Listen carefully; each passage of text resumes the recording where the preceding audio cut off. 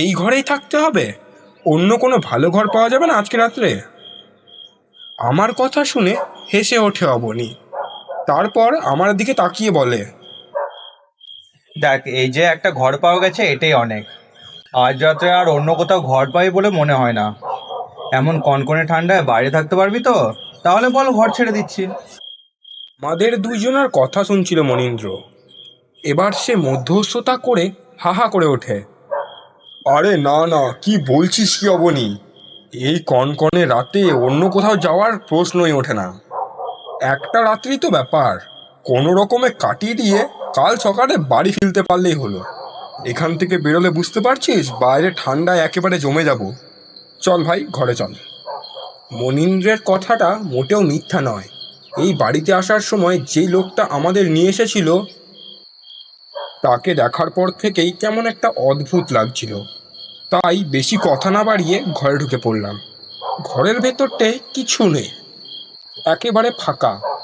খালি লোকটার জোগাড় করে দেওয়া একটা কাঁথা বা লেপ জাতীয় কিছু একটা রাখা রয়েছে।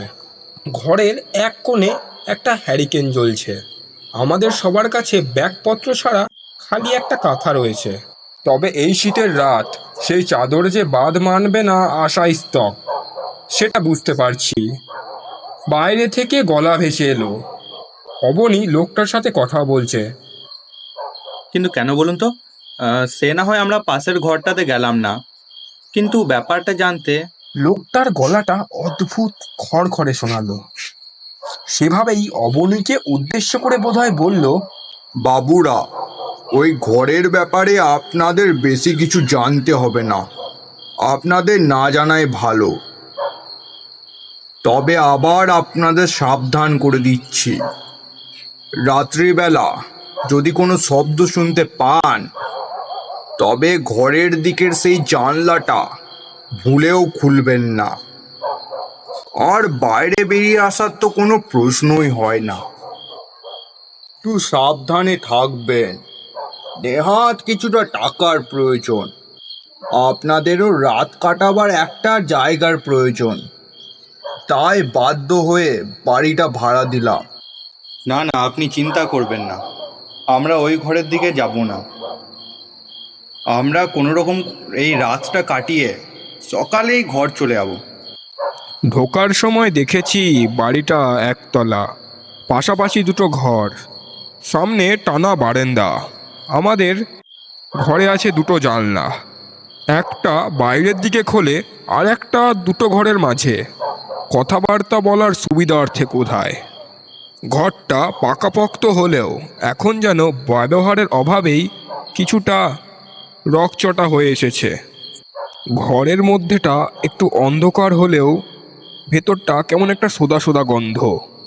বোঝা যায় দেওয়ালে যেন মাকড়সার জাল জমেছে। চুনকাম করা ইটের দেওয়াল হলেও মেঝেটা কিন্তু সিমেন্টের। শীতকালে ঠান্ডা মাটিতে পা পড়তেই হাড়গুলো যেন একেবারে ঠক ঠক করে কেঁপে উঠছিল। এছাড়া আমরা থাকবো বলেই লোকটা বিছানাপত্র সব পরিষ্কার করেই দিয়েছে। কাঁথাটাও সে নিজের বাড়ি থেকে এনে দিয়েছে। আমিও বাইরে গেলাম লোকটার সাথে একটু কথা বলতে, তারপর সে চলে গেল। আমরা ঘরের ভেতর ঢুকে এলাম। অবনীকে বললাম, এই ব্যাপারটা কি বলতো? বাইরে যেতেই লোকটা কিছু একটা চেপে গেল আমার মনে হলো। হ্যারিকেনের অল্প আলোয় অবনীর মুখটা কেমন একটা অদ্ভুত ঠেকালো। সে বলল, শুনেছিস তাহলে? লোকটা বলল পাশের ঘরটাতে না যেতে। ঘরটা নাকি ভালো না। রাতের বেলা কোনো রকম অদ্ভুত শব্দ শুনলে ওই ঘরের জানলাটা যেন না খোলা হয়। অরিন্দ্র আমাদের মধ্যে সবচাইতে ভীতু। সে এবার কেমন যেন ভয় পাওয়া গলায় বলল, শেষমেশ ভূতের বাড়ি? যদি এই শীতে বাইরে থাকতে হতো তাহলে আমরাই ভূত হয়ে যেতাম। তখন আর ভাড়া নয়, একটা পাকাপোক্ত পোড়া বাড়ি খুঁজতে হতো, বুঝলি? এই শীতে খোলা আকাশের তলায় তো গাছে থাকা যায় না। অবনীর মুখটা কেমন যেন থমথম করছিল। বিছানায় বসে হ্যারিকেনের অল্প আলোয় সে আমাদের দিকে তাকিয়ে বলল, এই বাড়িতে যারা আগে থাকতো তারা নাকি ভয় পেয়ে এখান থেকে পাততাড়ি গুড়িয়ে পালিয়েছে। অবনীর কথা শুনে আমি মনে মনে একটু খুশিই হলাম। অনেক দিন ভূতের সাথে মোলাকাত হয়নি। সেই কোন বছর একটা শ্মশানের কাছে বোধহয় একটু সাক্ষাৎ হয়েছিল, তাও নিজের কাছে সেটা বিশ্বাস হয় না। আর বেশি কথা না বাড়িয়ে বিছানায় গিয়ে লেপটা কম্বলটা জড়িয়ে, আমাদের পরনে রাতের পোশাক নয়, তার বদলে লম্বা গেঞ্জি আর প্যান্টের ট্রাউজার। এই শীতে আর জামা কাপড় খোলার ইচ্ছা হলো না। আমার নাম পুলক। আমার সাথে যে দুজন এসেছে তারা হলো আমার বন্ধু অবনী আর মনীন্দ্র। আমরা এই কনকনে ঠান্ডায় বেরিয়ে পড়েছিলাম গন্তব্য বোলপুরের শিউলি গ্রাম। উদ্দেশ্য বার্ড ওয়াচিং বা পাখি দেখা। এই গ্রামের কিছু দূর হেঁটে গেলেই দেখা যাবে গজলডোবা ব্যারেজ। আমাদের মতো গ্রীষ্মপ্রধান দেশে শীতকালটা একটু আরামদায়ক, তাই সাইবেরিয়া, রাশিয়া, ইউরোপ সহ আরও নানান দেশ থেকে পাখি আসে আমাদের এই দেশে। কিন্তু শিউলি গাছে এত গণ্ডগ্রাম সেটা তখন বুঝতে পারিনি। আমি অফিসের এক কলিগের কাছে শুনেছিলাম এই গ্রামটাই নাকি সব থেকে কাছে হবে, তাই চলে এসেছিলাম। একে ব্যাচেলার মানুষ আমরা, তো আর কি বলে সেই ঝাপোসা ট্যুরিস্ট নই যে হলিডে হোটেল লাগবে। কিন্তু এতটাই দুরবস্থা যে পরিযায়ী পাখি দেখতে এসে আমরাই পরিযায়ী হয়ে যাইনি, সেটাই সৌভাগ্যের ব্যাপার। মোটামুটি দুপুর থেকে বিকাল পর্যন্ত ঘোরাঘুরি করেও একটা পাখি তো দূরের কথা, পালক পর্যন্ত দেখতে পেলাম না। চারপাশে ঘুরে বেড়াচ্ছে শুধু মাছরাঙা আর সাদা বক, আর মাঝে মাঝে কয়েকটা নীলকণ্ঠ পাখি, আর কিছু গ্রামেরই কালো কালো বক, কালো কালো কাক। একজন জানালো পাখি আসে কিন্তু বোধহয় একটু দেরি হচ্ছে।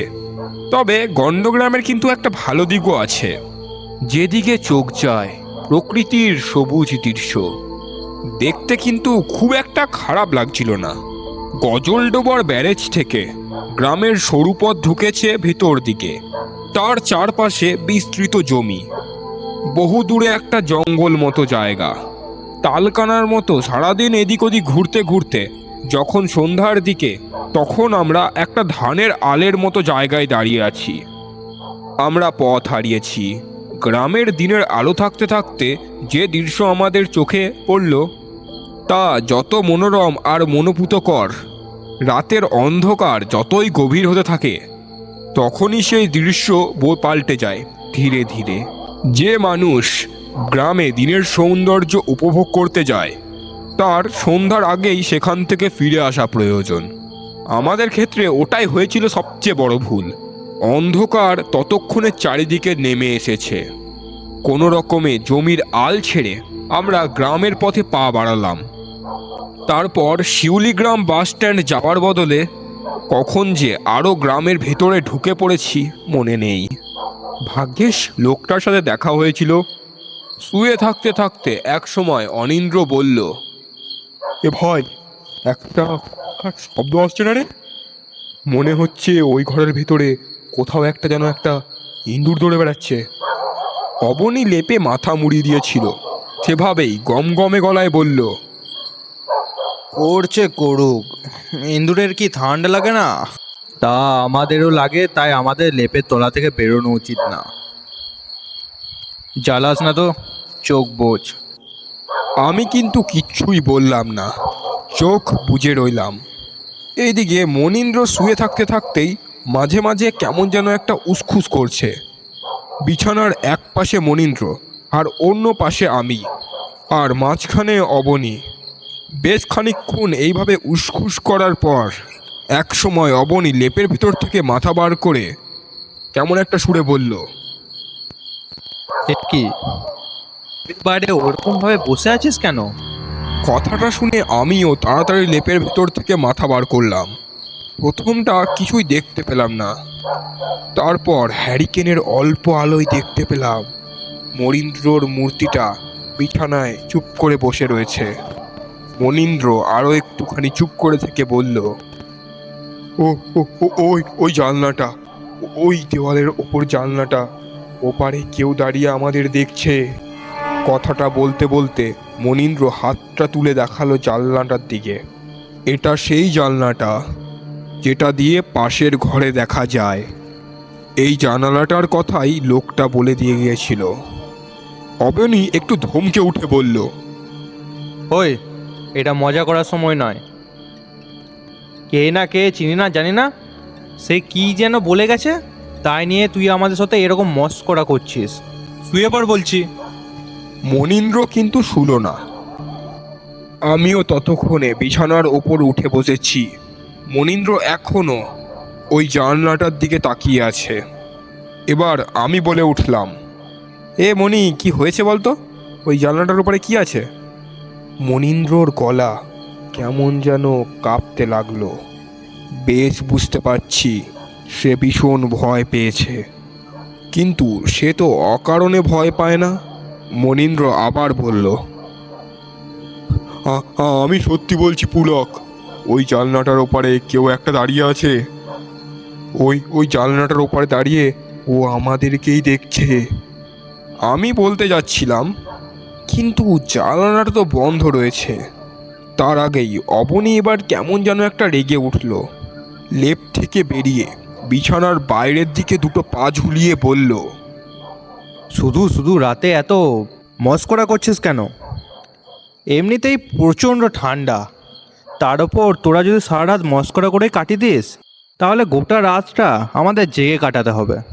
দাঁড়া তোরা, আমি এই আলোটা একটু উস্কে দিচ্ছি। কথাটা বলেই অবনী উঠে গেল বিছানা থেকে খানিকটা দূরে ওই হ্যারিকেনটার দিকে। হ্যারিকেনটা একটা টুলের ওপর জানলাটার দিকে রাখা হয়েছে। অবনী অন্ধকারের মধ্যেই উঠে হ্যারিকেনটার কাছে চলে গেছে। মনীন্দ্র কেমন যেন একটা ধরা গলায় বলে উঠল, অবনী, অবনী ভাই, ওখান থেকে সরে যা, ওখান থেকে সরে যা, জলদি জলদি সরে যা ওখান থেকে। মনীন্দ্র এমনভাবে কথাটা বলল যে আমি আর চুপ করে থাকতে পারলাম না। তখনই মনীন্দ্রর গায়ে একটা হাত রাখার পর বুঝলাম ওর গোটা শরীর থরথর করে কেঁপে চলেছে। কিন্তু এতটা ভয় কেন পেল ও? মনীন্দ্র, এ ভাই বল, কি হয়েছে? কি হয়েছে ভাই, বল বল। ও ও মা গো, ওটা কি? মনীন্দ্রকে কিছু বলতে হলো না। তার আগেই ঘরের অন্য পাশ থেকে অবনীর চিৎকারটা শুনতে পেলাম। মনীন্দ্র দু হাত পিছিয়ে গেল ঘষতে ঘষতে। আমি কিন্তু অবাক হয়ে গেলাম। এই আলতো আলোয় কিছুই দেখতে পাইনি, কিন্তু অবনী এতটা ভয় পেল কি দেখে?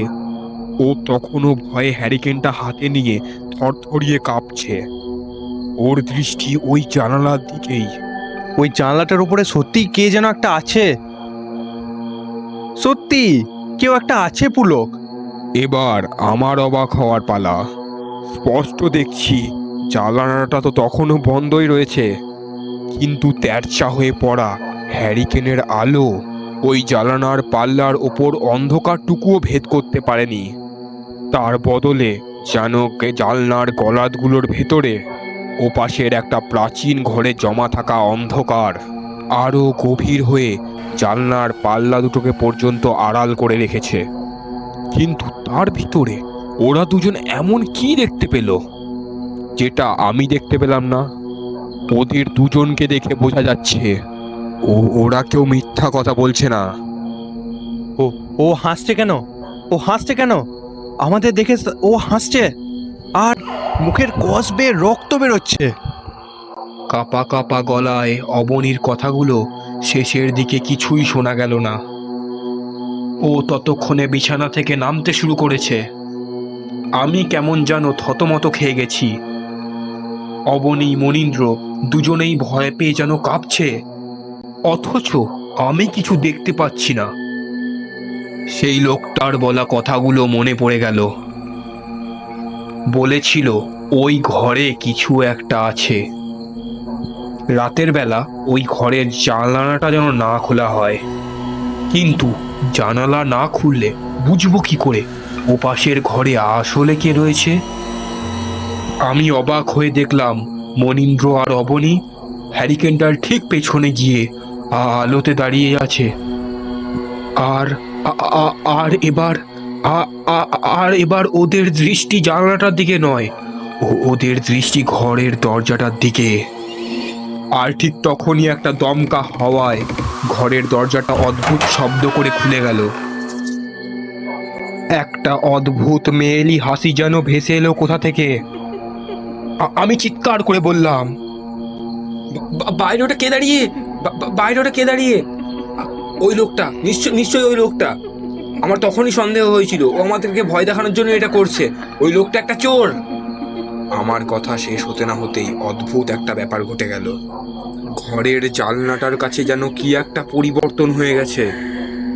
স্পষ্ট মনে হতে লাগলো বন্ধ জানলার পাল্লার ওপার থেকে কেউ একটা আমাদের দেখছে। জানলার সামনের অন্ধকার ভেদ করে আমাদের দিকে তাকিয়ে আছে কেউ। এতক্ষণ পরে আমি বুঝতে পারলাম কেন মনীন্দ্র আর অবনী এত ভয় পেয়েছে। কিন্তু কিন্তু ওরা ততক্ষণে চিৎকার জুড়ে দিয়েছে। কে কে ওটা? দরজার সামনে ওটা কে? মনীন্দ্র কেমন যেন একটা ভয় পাওয়া কান্না জড়ানো গলায় বলল, তখনই আমাদের চলে যাওয়া উচিত ছিল। লোকটা বলেছিল কিন্তু ঘরটা ভালো নয়। কি মরতে যে থেকে গেলাম ওই লোকটার সাথে জোড়াজুড়ি করে। কিন্তু আমার যেন কেমন একটা মনে হতে লাগলো এইসবের পিছনে লোকটাই দায়ী। সে এই দরজার পাশে এসে আমাদের ভয় দেখিয়ে আমাদের জিনিসপত্র হাতিয়ে নিতে চাইছে। এই কথাটা ভেবেই আমি তাড়াতাড়ি উঠে গেলাম বিছানা থেকে। তারপর দৌড়ে গিয়ে দরজার কাছে লোকটার গলাটা চেপে ধরতে যাব। ঠিক তখনই আমার দুটো হাত শূন্যে ভেদ করে তার শরীরে খাবি খেয়ে গেল। আর আমি তালনা সামলাতে পেরে সামনের বাড়িটায় হুম করে পড়লাম। মাটিতে পড়া অবস্থায় পেছনের দিকে তাকিয়ে দেখি সেই মূর্তিটা আর নেই। আবার আগের মতোই মেয়েলি গলায় কে যেন একটা হেসে উঠল। খোলা জায়গায় যেন কিছু আঁকড়ে ধরার অবলম্বন অবধি নেই। ভয়টা আরো ঘাড়ে চেপে বসে। আমি এক ঝটকায় ঘরের ভেতর ঢুকে পড়লাম। অবনী আর মনীন্দ্র আলোটা নিয়ে আমার কাছে এলো। অবনী আলোটা দরজার সামনে তুলে ধরল। তবে এখন সেখানে কেবলমাত্র চাঁদের আলোয় উপস্থিত। দরজাটা খোলা রয়েছে। বাইরের ঠান্ডা শীতল কনকনে হাওয়া ঘরের ভেতর প্রবেশ করছে। মনীন্দ্র বলল, আর এখানে নয়। হ্যারিকেনটা যতক্ষণ আছে ততক্ষণ আমাদের কোনো ক্ষতি হবে না। এটা হাতে নিয়েই আমরা এখান থেকে বেরিয়ে যেতে পারবো। তো তোরা বুঝতে পারছিস না আমরা আজ রাতে এখান থেকে বেরিয়ে যেতে পারবো না? তার চেয়ে বরং চোখ দরজাটা বন্ধ করে ভেতরে আজকের রাতটা কোনো রকমে কাটিয়ে দিই। কিন্তু ভাই, ঘরের ভেতরে আজকে বসে থাকলে কি আমরা বাঁচতে পারবো? ওই জানলার ওপারে দাঁড়িয়ে সে এখনো কিন্তু আমাদের দেখে চলেছে। কথাটা বলার সাথে সাথেই ওরা দুজনাও যেন কেমন একটা ভয় ভয় চোখে জানলাটার দিকে তাকালো। জানলাটা কিন্তু আগের মতোই একেবারে স্থির হয়ে রয়েছে, যেন কাঠের নয়, কোনো পাথরের কালো কুচকুচে পাল্লা দিয়ে তৈরি হয়েছে। আমাদের মনে ওই এক বদ্ধমূল ধারণা যেন এই জানলার পাল্লার ওপারেই কেউ একটা দাঁড়িয়ে রয়েছে। বাইরে থেকে ভেসে আসা ঠান্ডা বাতাসে মনে হলো এখন ঘরের দরজাটা বন্ধ করা দরকার। আলোটা নিয়ে কাঁপা কাঁপা পায়ে দরজার সামনে যেতেই বাইরের বারান্দায় চোখ পড়ে গেল। পাশের ঘরের দরজাটার সামনে এ যেন একটা হাঁটুতে মুখ গুজে বসে আছে। আলোটা আমার হাতে ছিল। অবনী আর মনীন্দ্র ঘরের ভেতরে কাঁপা কাঁপা গলায় বলল, কি রে, আলোটা নিয়ে আয়, ঘরের ভেতর অন্ধকার যে। আরে এখানে কে যেন রয়েছে। আরে যেই থাকুক না কেন, তুই জলদি ঘরের ভেতরে আয়। আরে পাশের ঘরে কে একটা রয়েছে। ব্যাটা ইচ্ছা করে আমাদের ভয় দেখাচ্ছে। আরে পাগলটা, ঘরে আয়। ঘরের দরজাগুলো বন্ধ করে দিলে তখন তো আমাদের কেউ ক্ষতি করতে পারবে না। কতক্ষণ ধরে ভাবছি যে কখন রাতটা কাটবে আর আমি এখান থেকে বেরোতে পারবো।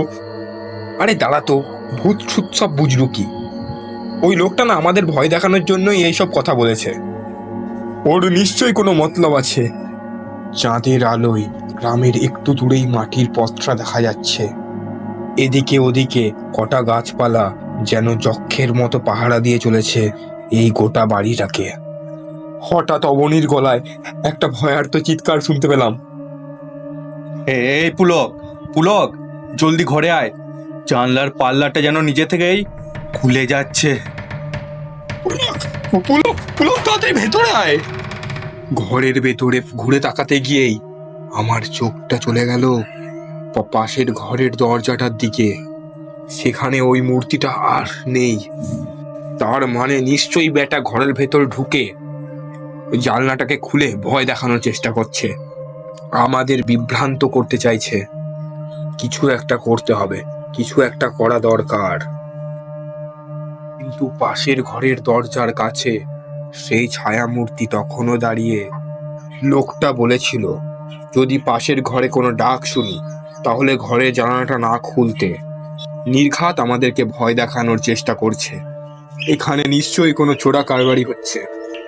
পেছনের দিকে ঘুরে মনীন্দ্র আর অবনীকে ইশারায় ডাকলাম। তারপর আলোটা বাড়িয়ে তিনজন মিলে হাঁটতে হাঁটতে এগিয়ে যেতে লাগলাম পাশের ঘরের দরজাটার দিকে। দরজার সামনে দাঁড়িয়ে থাকা ছায়ামূর্তিটা কিন্তু ততক্ষণে কোথাও একটা যেন উধাও হয়ে গেছে। দরজায় ধাক্কা দিয়ে চিৎকার করে বললাম, এ ভেতরে কে রে? কে আছে ভেতরে? চুপ চুপ চুপ, থাম থাম, বাড়াবাড়ি করিস না ভাই। অবনী আর মনীন্দ্র কিন্তু ভয়ে ভয়ে খানিকটা পিছিয়ে রইল। হঠাৎ একটা খুটখাট শব্দ শুরু হলো ঘরের ভেতরে। তারপরেই মনে হলো ঘরের ভেতরে কেউ যেন এপাশ থেকে ওপাশ হেঁটে চলেছে। বেশ কিছুক্ষণ এভাবে চলতে থাকার পর আমি আবার দরজায় ধাক্কা দিয়ে জিজ্ঞাসা করলাম, কে আছে রে ভেতরে? কে আছে? উত্তর না দিলে কিন্তু দরজা ভেঙে দেবো এবারে। এখনো কিন্তু ভেতর থেকে কোনো কথাই ভেসে এলো না। ভাবি, পেছন থেকে অবনী কাপা কাপা গলায় বলল, দেখ, বেশি বাড়াবাড়ি করে লাভ নেই। ঘরে চো, আজকে রাতটা কাটিয়ে কোনো রকমে কাল সকালে বেরিয়ে পড়বো। ঘরে ঢুকলেই পাশের ঘরের জানলা থেকে দাঁড়িয়ে দাঁড়িয়ে আমাদের দেখবে। কথাটা শুনে মনীন্দ্র কেমন যেন ভয় মেশানো কণ্ঠে বলল, দেখ, এমন কাজ করিস নে। এটা এটা আমাদের এলাকা নয়। একটা বিপদ আপদ হলে কাকে পাশে পাবো বলতো? এখানে যা আছে তা কিন্তু মানুষ নয়, সেটা তো বোঝাই যাচ্ছে। সেটাই তো দেখতে চাই, এখানে যে আছে সে মানুষ না অন্য কিছু। আমার তো মনে হচ্ছে কেউ একটা আমাদেরকে ভয় দেখিয়ে এখান থেকে তাড়াতে চাইছে। আবার দরজা ধাক্কা দিলাম, কিন্তু দরজাটা খোলার কোনো লক্ষণ নেই। মনে হলো দরজাটা ভিতর থেকে বন্ধ। মনের ভেতর কেমন যেন একটা রাগ চড়ে গেল। জোরে জোরে আরো কয়েকবার ধাক্কা দিতে দরজার ছিটকিনিটা ফ্যাট করে একটা শব্দ করে ভেঙে গেল। তার সাথে সাথেই দরজাটা খুলে গেল। বাইরের ঠান্ডা কনকনে হাওয়াটা আমাদের হাড় পর্যন্ত জমিয়ে দিচ্ছিল। কিন্তু এমন একটা ব্যাপার আর উত্তেজনায় আমার স্নায়ু থেকে শুরু করে শরীর অবধি শক্ত হয়ে গরম হয়ে উঠেছে। কিন্তু এবার ঘরের ভেতর থেকে কেমন একটা গরম ভ্যাপসা বাতাস ছিটকে আমাদের ওপরে এসে পড়ল। মনীন্দ্র হাউমাউ করে সরে গেল। অবনী একটা অদ্ভুত শব্দ করে 5-6 হাত সরে গেল।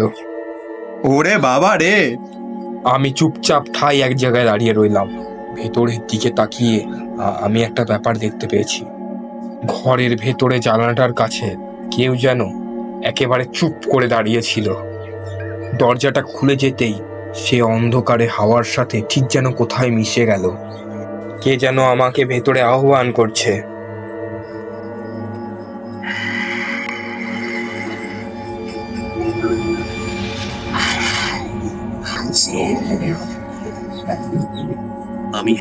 আমি হ্যারিকেনটা সামনের দিকে তুলে ঘরের ভেতর ঢুকলাম। এই ঘরে কিন্তু তেমন কিছু নেই। এক পাশে একটা ধুলো পড়া বিছানা। ঘরের মাঝে শুধু একটা ধুলো পড়া বিছানা। ঘরের ভেতর এদিক ওদিক মেঝেতে শুধু ধুলো জমে আছে। এই ঘরেও দুটো জানালা আর একটা দরজা। তাছাড়া ঘরের এ কোনায় ও কোনায় ইতস্তত ভাবে মাকড়সারা জাল বুনেছে। ঝোলা হ্যারিকেনের আলোটা ভালোভাবে তুলে ধরতেই চোখে পড়ল বিছানাটার উপরেই একটা লম্বা পুরনো দড়ি ঝুলছে। অবনী আর মনীন্দ্র কাপুরুষগুলো ভয়ে ঘরে ঢোকেনি, এখনো বাইরেই দাঁড়িয়ে আছে। ঘরের ভেতরের চাপা বাতাসটা কেমন যেন ভারী আর ভ্যাপসা। আর সেই বাতাসের সঙ্গে গলা মিশিয়ে কেউ যেন আমার কানে কানে বলতে লাগলো,